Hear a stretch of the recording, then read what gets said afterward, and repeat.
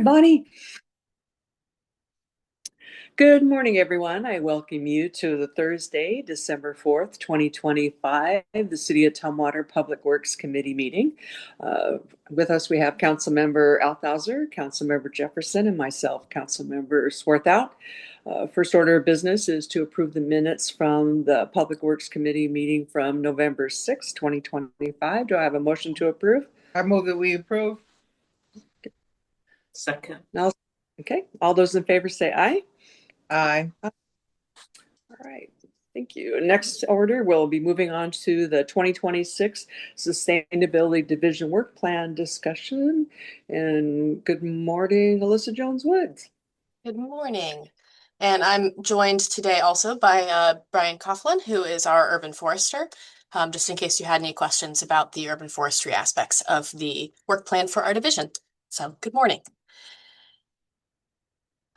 So the sustainability division has grown and become a thing recently. So we have myself, the sustainability manager. We have Brian, our urban forester. I've looked over here because he's in the cube next to me. And happy to share that we just executed a contract with Civic Spark, which is a AmeriCorps program for a 8-month fellow who will start in January to also help add some capacity to our team. So that is who is doing the work of the sustainability division.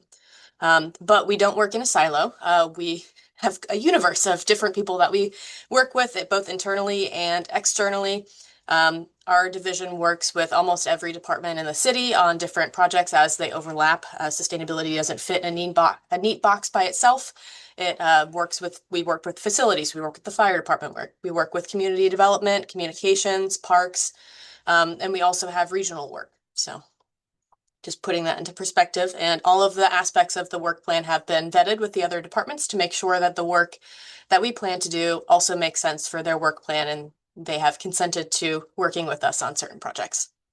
So just some basics of the work plan as I present it this morning. Each full-time employee is allocated 1,800 hours each year. That's our 40 hours a week minus holidays, annual leave, and sick time, because I want to encourage us to still have a work-life balance. All of our work plan items as a first priority come from either adopted or accepted plans that have been adopted or accepted by the City Council. Anything that's over the 1,800 hours, similar to what community development does, we have a below the line section of the work plan. If for whatever reason, some of the items that we've planned to definitely occur in 2026, we get them done faster, then we'll start working from the items that are on the below the line area of the work plan. And the reason why you're seeing this, I don't think I've brought my work plan to City Council or the Public Works Committee in the past, but more done it kind of internally. With the new comprehensive plan that hopefully gets adopted later this month, all those actions in the climate element are considered draft until they are placed on a City Council approved work program or a work plan. So that's why it's coming to you and to City Council to kind of formalize those particular actions from the climate element to get your permission to turn them from draft into reality. So I've broken down the work plan. It's a very long Excel spreadsheet. I didn't want to scroll through that at 8 o'clock in the morning. So instead, I've kind of summarized the pieces for each particular worker in our team. So on my work plan, I'll be working on Energize Thurston, our heat pump program. Hopefully we can get grant funding again this year to support that. Vehicle miles traveled gap analysis, which is the regional initiative for the Thurston Climate Mitigation Collaborative. The Home Energy Score Model Ordinance, either we will adopt that as an ordinance with mandatory or as a voluntary program, but we need to develop a regional supporting program associated with that. Development code updates per the climate element, climate change vulnerability assessment. Thank you for authorizing the mayor to sign that technical services agreement on Tuesday so that we can get this done. Assessing staffing costs and staffing and costs for the climate element. It's one of the first actions to kind of figure out, okay, how many people does it actually take to do all of the work that we've put in the climate element, and how much financial money will it take? What are the opportunities? So figuring that resource expectation, tribal resources exposure and tribal forage access, solar plus storage construction. I worked with Olympia Community Solar to submit a little over $3 million of requested funding for moving to construction for the library and the main fire station. for instance. So if we get the grant funding for that, then I will allocate the hours. Tree board, tree related code updates, general administration, which is supervising, going to meetings, staff meetings, that kind of stuff. I'm now the chair of the Thurston Green Business Committee, so some time allocated for that. I'm also the city's employee transportation coordinator, so our compliance with commute trip reduction law, our green team, general Thurston Climate Mitigation Collaborative work, employee management, community outreach, and professional development. So that's what's essentially on my work plan for next year. And because pie charts are fun, I will get to spend about 51% of my time actually working on implementing the Thurston Climate Mitigation Plan and the climate element, about 5% of my time supporting the urban forestry work, not including supervising. That's part of the general administration, and 9% other, which I can get into if you have any particular questions, but they were organized in the Excel spreadsheet in your packet and with these headings as well. And just wanted to note, I'm using a monocolored pie chart here because Brian is colorblind, so I wanted to make sure that all of the pie charts were accessible to everyone, including our staff. The urban forester's work plan, he will staff the tree board. He's also putting in a lot more time than I am on the tree related code updates in conjunction with community development. He maintains our Tree City USA accreditation, which we've had for, I think, 31 or 32 years now. Our annual Arbor Day event, continuing to improve the data of our tree inventory of city-owned trees, as well as other trees in our community. Tree assessments on city property. This takes up a good bit of his time, but not compared to development review. He is active participant on the development review committee and makes sure that any proposed development is following our tree codes and best practices for trees. He also has a role in code enforcement as it relates to trees. Invasive pest management, we've mentioned lightly emerald ash borer to some of you all before. There's also Mediterranean oak borer and other pests that are moving to our area that we need to be proactively responsive to. So he's been developing those programs, which is awesome. I think we're the only jurisdiction in Thurston County who's actually being proactive about these things. So thank you, Brian, for being super proactive about those. Tree planting and distribution program. That's we've traditionally done that only at Arbor Day, but we have the River Network grant through the U.S. Forest Service to also do that in disadvantaged communities. He'll be working with myself and all the local tribes on tribal forage access. He also has general administration tasks. There's no way to do this work without some level of bureaucracy and meetings, so we have to chunk out time for that. Community outreach and professional development. He does a lot of HOA presentations because a lot of people have questions about sidewalks and street trees and so on and so forth. So his pie chart, isn't showing up right for whatever reason, but this is urban forestry. I promise it worked. And 2%, I'm not sure why that's not working. So if you, go ahead, Councilmember Jefferson.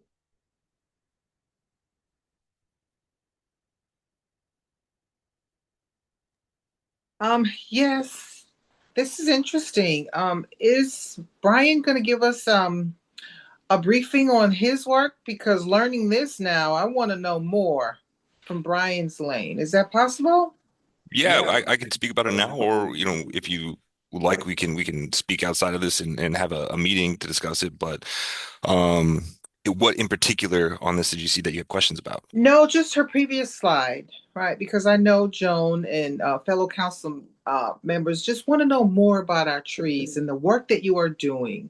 Thank So you. just a little more into details for the entire team. It wouldn't be one-on-one, but Okay, it's, yeah, yeah, not a problem. it's, So, one of the larger tasks that I'm undertaking or have begun to undertake is our tree inventory. mhm.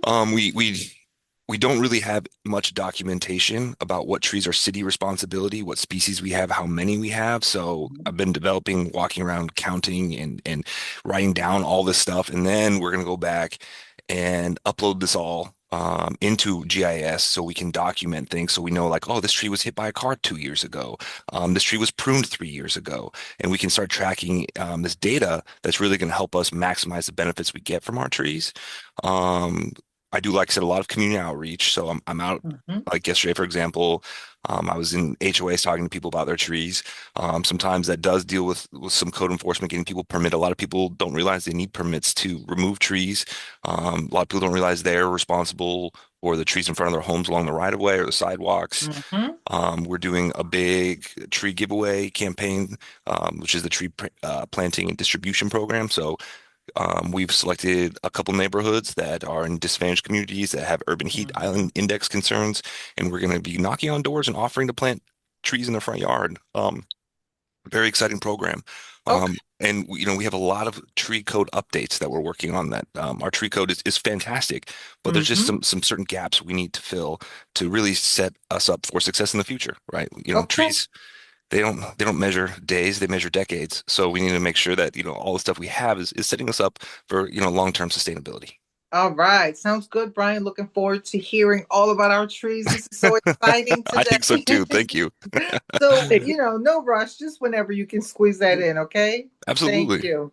Thank you, Councilmember Jefferson. I was thinking the same thing at the end of presentation. I was thinking that perhaps we could schedule something for the coming year for a work session I was thinking about Councilmember Kathy, myself, and since Brian still is new to us, that we can hear about his work, and because we're all real interested in the tree plan and where we stand on that. So that would be I think, a good work session item to bring forward. So thank you for your suggestion. Of course. Sure. I'm sorry that this pie chart isn't working, but I promise you the majority of his time is doing urban forestry and less general administration meeting paperwork stuff than I have to do. The Civic Spark. So Shreya Messina will be joining us. I think her first day will be on January 15th. She'll be with us through part of September, and she's going to help us as our Civic Spark Fellow. This is an AmeriCorps program again. Really get ahead on some of our climate resilience work that we haven't had a lot of capacity to do as a jurisdiction. All of this has been coordinated with our emergency managers and Thurston County Emergency Management for wherever the climate resilience kind of overlaps with emergency management, that everybody's on board for Shreya to do these particular tasks and for them to also be viewed as useful for people other than me. So Shreya will be helping with the climate change vulnerability assessment.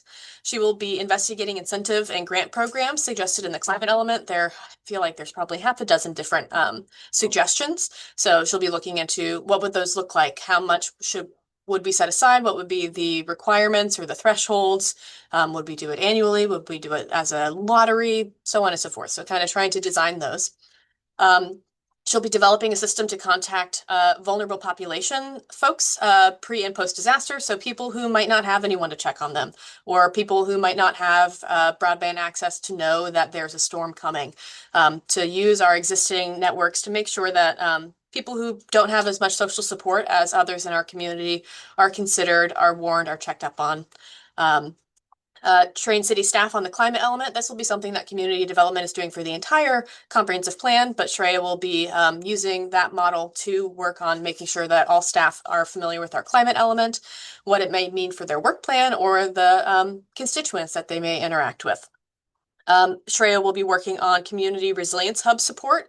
I've mentioned resilience hubs to the Public Works Committee once or twice before. It's not necessarily a shelter. It's a place where people can go at any time to become more resilient, to have community connections, but also in the event that there is a disruption or a disaster, that's a location that is optimized to be able to provide support, be a place, a meeting place, maybe be a distribution area for water or MREs, a place where people can come charge their phones, for instance.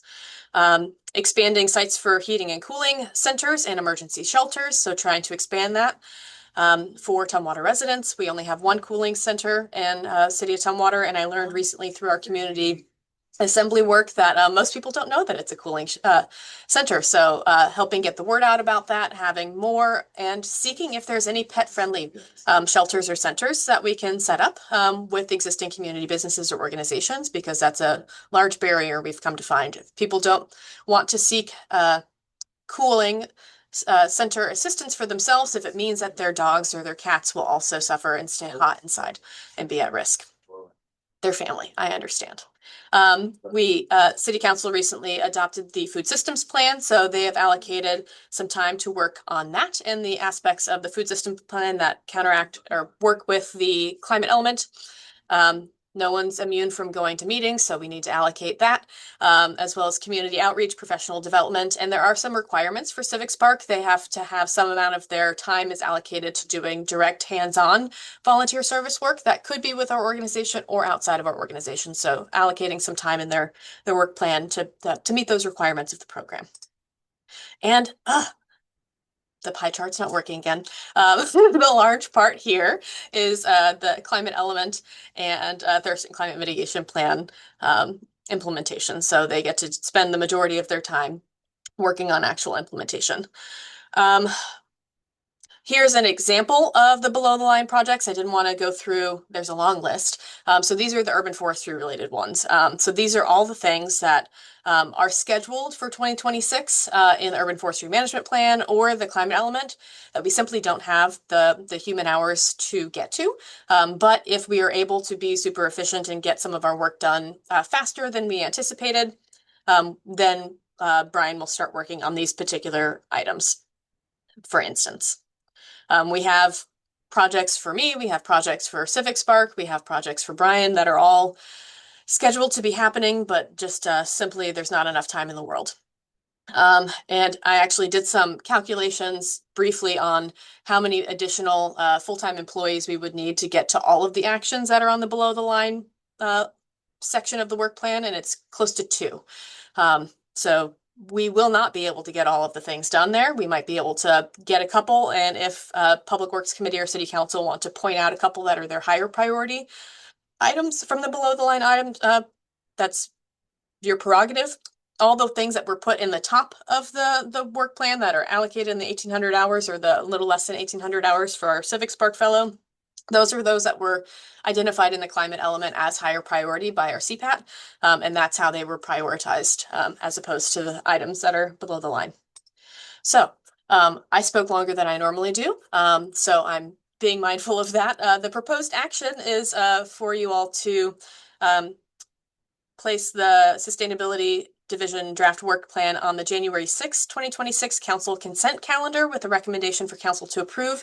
The reason why I'm suggesting it go on January 6 is the next time that this would go to General City Council. I am surprising my father in Florida for his 70th birthday, so I will not be available. So the selection of January 6 was purposeful for my own personal schedule. I apologize for that, but that's the mystery of why so far from now. And I will literally stop talking now. Thank you.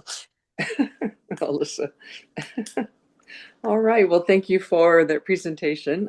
I appreciate you have an immense amount of work, and it's remarkable that we have now actually 2 full-time people and a half a person to do this work. So when we started out with only half a person at the beginning, so this is remarkable. So we do have a recommended action before. So we have any other questions for Alyssa? I don't really have any questions. I would imagine that this might move from, I think this should be on the consent calendar. I imagine a council member might want it to be on consideration just to give some airtime to this great work. So I would just flag that. I do think this should be on the consent calendar, but it wouldn't surprise me if there's a request for a full briefing come January 6th. Yeah, I think that lends itself. I think the tree thing, like you're right, that our tree, at least the tree part, is going to be of interest to a council member for sure. So, well, with that, I think we'll go ahead and put it on the consent calendar with the obvious that if it wants to be pulled to consideration, there's that option. So, we do have a proposed action to place the 2026 Sustainability Division Work Plan on the January 6, 2026 City Council consent calendar with a recommendation for the council to approve. So moved. Second. Okay, all those in favor say aye. Aye. All right, thank you so much, Alyssa and Brian. Thank you. All right, so next item on our agenda, as I get it back up again here, is we're talking about the Resolution R 2025-018 2026 fee schedule. And good morning, Troy. Good morning, everybody. Thank you. And I'll share. Oops, sorry, wrong button. Share my screen here.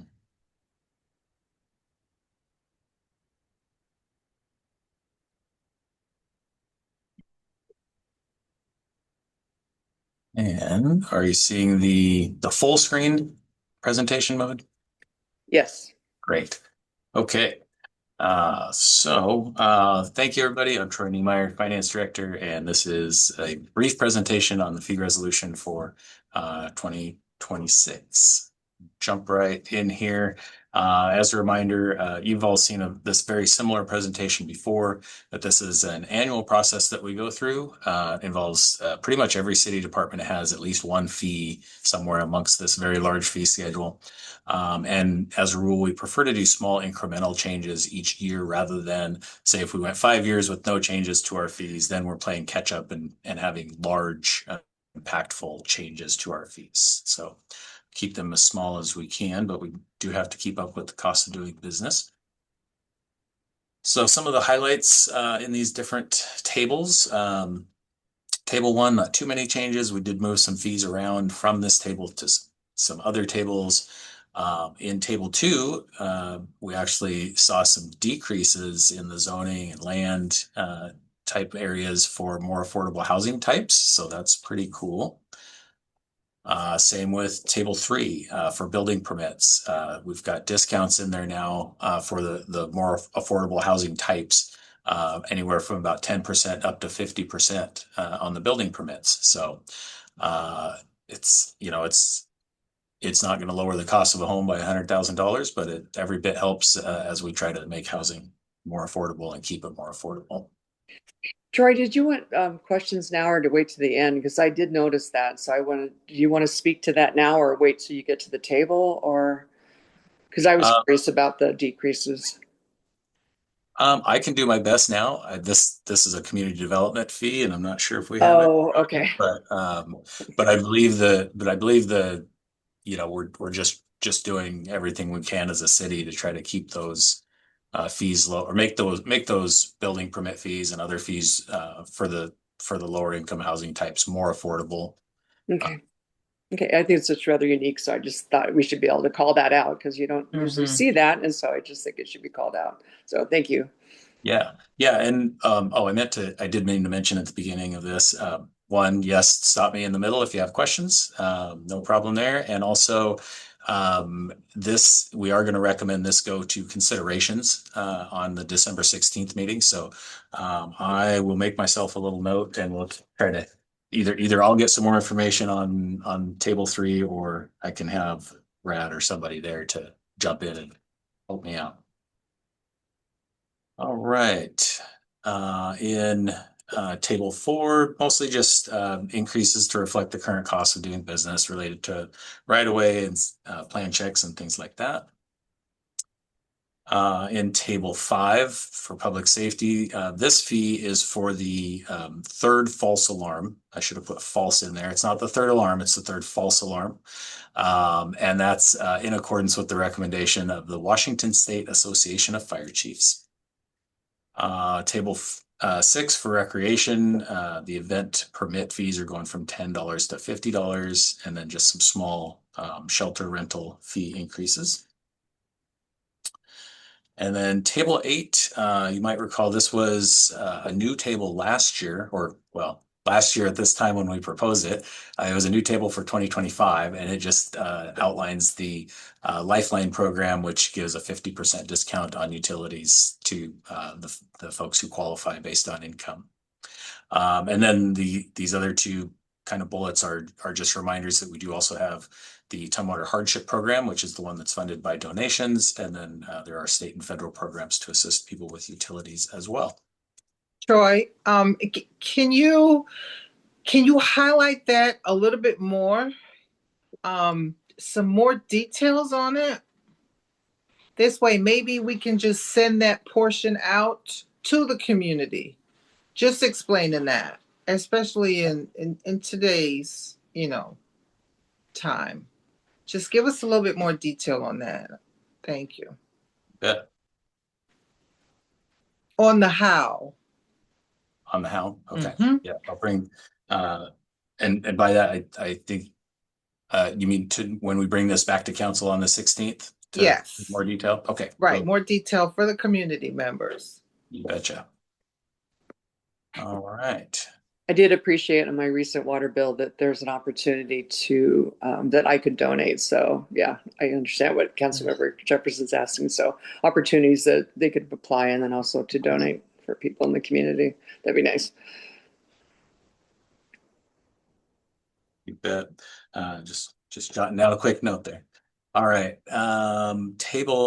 Take one step back to table 7. This is where the utility rates are, and we'll have a comparison chart here in a moment. But the lot portion of sewer fees is going up 3%. That's determined by lot, not by the city. Water we have at 5.5, stormwater at 8, and sewer at 6.5. And we did have, I know Reese, not too long ago, Dan and our contractor Carollo, who just completed a rate study for our water system, presented about that. Carollo actually recommended a much higher increase in water, but these fees here for 2026 have been in Dan's plan for years, and Dan didn't want to increase those as much as the consultant did. So those are not small numbers. And we just wanted to keep them as low as we could, but we do have, a lot of upcoming needs, and these increases do help support additional staff to do the work, additional equipment, electrifying our fleet, the urban forestry program, and contributes to the Deschutes estuary as well. And here is the comparison table. So we have City of Tumwater on the far left, City of Olympia in the middle, and then City of Lacey. And so if you look at that table, let me see if I can get the pointer to work here. Okay, so here's the proposed, there's 2025 rates, the percent increase, and then what that comes out to dollars and the dollar increase. Total before the utility tax is about a $6.50 increase. I did also want to point out the percent increase over here where I'm circling with the pointer. We're not increasing the utility tax 12%. That was just put there as to do this calculation. It's the utility tax is remaining the same, so no increase there. And so total increase with the tax is $7.28 on an average bill of about 900 cubic feet of water. Compared to the City of Olympia, we are $30.73 less per month. And compared to the City of Lacey, we are $7.18 less per month. Troy? Yes. Do you have a slide to further explain this? What I mean by that is taxes are always increasing. How can we further explain the why? For example, that 1% property tax increase.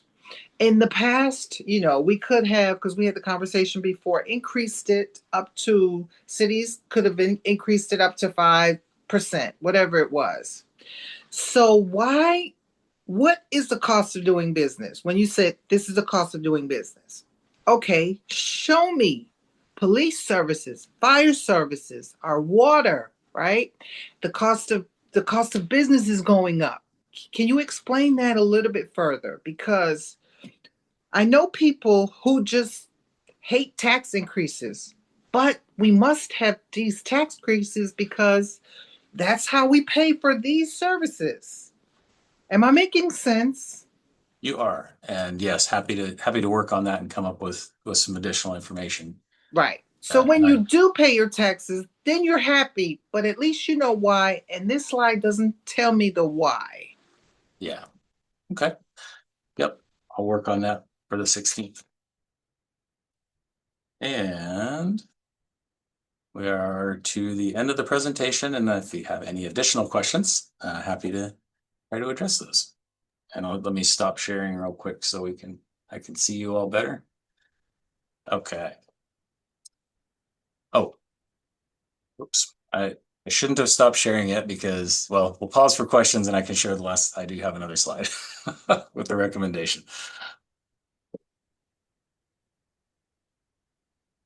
Thank you. I've got the recommendation here too as well. Oh, you're gonna. Okay.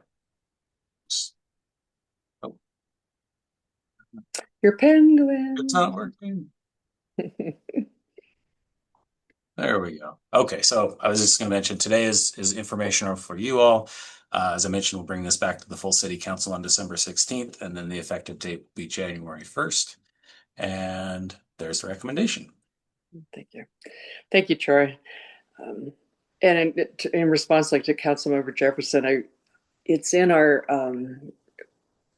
plan that the proposed utility increases are factored out years in advance, and so that might be something that Dan would be able to address. But sometimes it feels like it's a surprise, but it isn't, and so the math has been done ahead of time. So perhaps then we can have him when it will be going to consideration, so we have an opportunity to ask those kind of questions and have Dan respond. So yeah, all right. So do you have any other questions for Troy? All right, so we do have a recommended action before us to place Resolution R 2025-018 2026 fee schedule on the December 16th, 2025 City Council considerations calendar with a recommendation to adopt. A motion to approve? I'll make the motion. I second. Okay. All those in favor say aye. Aye. All right. Thank you so much. All right, thank you. All right. And next on our list, we have the service provider agreement with, looks like Mountain to Coast for on-call services amendment number 1. And take it away, Bill. Yeah. Oh, We haven't, good Bill, we morning. haven't, Yeah, I Bill. blinked out there for a minute. I know, we haven't seen you for a while. Maybe that's yeah, why. Where No, have it's you nice to be been? back. Yeah. So thanks, council members. I'm gonna bring my presentation up here real quick. I have actually a really quick one today. It should go pretty quick. Can you see it? Okay. So what we're talking about today is basically just updating a current service provider agreement, an on-call service provider agreement that we have with Mountain to Coast, who provides survey and topographical survey for us on our projects. So this particular agreement, we went into the agreement in December of 2024, the original agreement for $49,000. We have utilized most of that because we do use them quite a bit to assist us in things that come up regarding survey needs. They also help us out with exhibits that we need for easements and right-of-way and things like that. This amendment number 1 includes an increase in the original contract by 75,000. We're asking for a little bit more for this next year because we expect that we'll be utilizing them for some additional right-of-way needs that we need throughout the entire year. The total agreement is a not to exceed amount of 124,000. That's the 49 plus the 75. And it's also to extend the agreement until December 31st of 2026.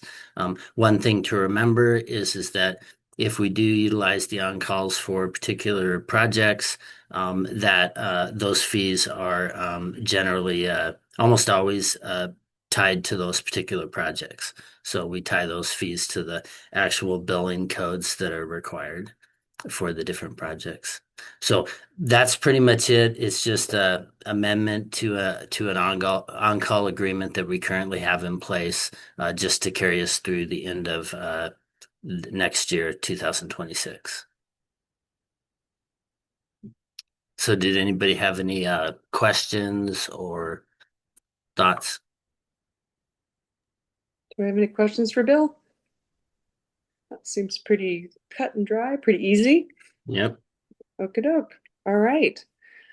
So we do have a recommended action before us then to place the service provider agreement with Mountain to Coast for on-call services, amendment number 1, on the December 16th, 2025 City Council consent calendar with a recommendation to approve and authorize the mayor to sign. I move that we approve. I'll second it. Okay. All in favor say aye. Aye. Aye. All right. Thank you so Right. much. Thank you very much. Well, super. All right. So we have come to the end of our agenda. Do we have anything else for the good of the order today to talk about? We do not. Oh, thank you, Brandon. Okay. Well, with that, then I will call and also to just to give you a heads up that if you received the email that the December 18th, right? Am I the 18th? The Public Works meeting for 2025 it has been canceled. And so we won't be meeting again until January. So I wish everyone a happy holiday. And let's hope we don't get any snow. Okay, Brandon, so you need to work on that so we don't have to get our snow plows out. And wish everyone a happy holiday season and appreciate all the work that you guys keep the water running and the roads safe. So I appreciate our public works staff and waters and everything you guys do for us. So have a happy holiday. And with that, I'll call the December 4th, 2025 Public Works meeting adjourned. Thank you.